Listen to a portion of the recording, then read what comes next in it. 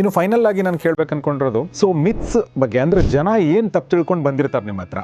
Generally ಮನೆ construction ಬಗ್ಗೆ what are the misconceptions, ತಪ್ಪು ತಿಳುವಳಿಕೆಗಳು ಏನಿದೆ?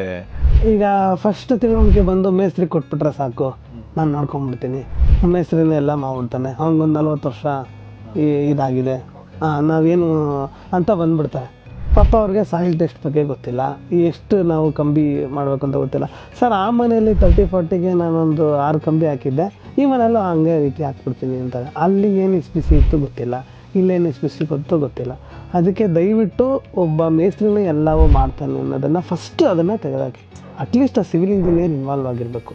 ನೆಕ್ಸ್ಟ್ ಒಂದು ಆ್ಯಕ್ಟ್ ಕೂಡ ಬರ್ತಾ ಇದೆ CPC ಅಂತ, ಅದರಲ್ಲಿ ವಿತೌಟ್ ಎ ಸಿವಿಲ್ ಇಂಜಿನಿಯರ್ ಒಂದು ಮನೆ ಕಟ್ಟೋಕ್ಕೆ ಆಗೋಲ್ಲ, ಅವ್ರದ್ದು ಕೂಡ ಅಪ್ರೂವಲ್ ಬೇಕೇ ಬೇಕು. ಒಂದು ಸಿವಿಲ್ ಇಂಜಿನಿಯರ್ ಇಲ್ದಂಗೆ ಒಂದು ಮನೆ, ಯಾಕಂದರೆ ಒಬ್ಬರು ರೆಸ್ಪಾನ್ಸಿಬಿಲಿಟಿ ತೊಗೊಬೇಕು. ಒಂದು ಮಿತ್ತು ಒಂದು ಮೇಸ್ತ್ರಿ ನಿಮ್ಮ ಹತ್ರ ಇದ್ದಿದ್ದ ತಕ್ಷಣ ಆಗಲ್ಲ. ಏನು ಇವ್ರು ಪ್ಲ್ಯಾನ್ ಕೊಡೋದು ನಾನೇ ಗೊತ್ತು, ನಮ್ಮ ಮನೆಗೆ ಹೋಗಿ 2 BHK ಮಾಡ್ಕೊಂಬಂದೆ ಅಂತ ಅಂದ್ಬಿಡ್ತಾರೆ. ಇದು ಕೂಡ ಒಂದು ದೊಡ್ಡ ಮಿತ್ತು.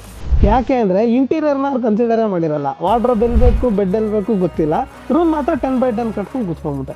ಏನಕ್ಕೆ ಕಟ್ಟದೆ, ಎಲ್ಲಿದೆ ವಾರ್ಡ್ರೋಬ್, ಎಲ್ಲಿದೆ ಬೆಡ್, ಎಲ್ಲಿದೆ? ಇದು ಕೂಡ ಒಂದು ದೊಡ್ಡ ಮಿತ್ತಲ್ಲಿ ಬರ್ತಾರೆ, ನಮಗಿದು ಅವಶ್ಯಕತೆಯೇ ಇಲ್ಲ ಅಂತ ಬರ್ತಾರೆ.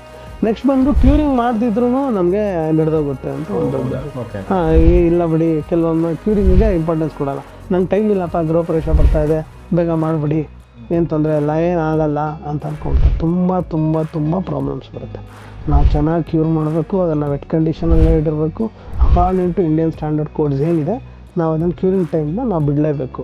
ದಯವಿಟ್ಟು ಪ್ಲ್ಯಾನಿಂಗ್ ಕರೆಕ್ಟಾಗಿ ಮಾಡಿಕೊಂಡು ಆ ಟೈಮಿಗೆ ಅವ್ರಿಗೆ ಅರ್ಜೆನ್ಸಿ ಕೊಡೋ ಬದಲು ಇದಕ್ಕೆಲ್ಲ ಸಾಕಷ್ಟು ಟೈಮ್ನ ನಾವು ಕೊಡಬೇಕಾಗುತ್ತೆ.